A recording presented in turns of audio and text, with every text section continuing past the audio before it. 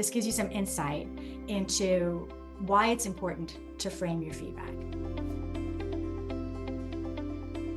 It trains us as readers to really know what it is that we're looking for, and as writers to really know what it is that we're asking.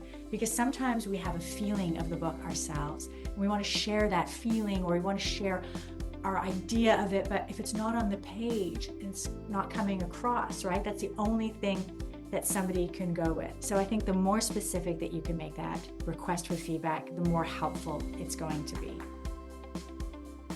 So we try and avoid the telling, and we'll go into reasons why we try and avoid the telling in a moment. But I do, again, want to acknowledge that sometimes telling is needed, especially when showing or interiority is slowing down the pace of your entire novel unnecessarily and not revealing anything new. The reader wants to know what happens next. This bit doesn't even seem relevant, so now I'm going to try and read it as quickly as possible or skip it, or even worse, they may even put the book down, in which case then they may never pick it up again. Foreshadowing is foreshadowing of plot points, emotion, all those things that we've talked about.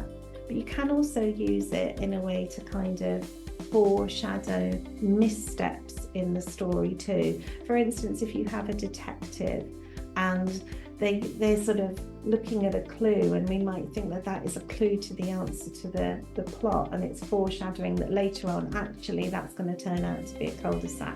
So it can be misdirection as well. In the map that led to you, I write Levi, who is one of my protagonists.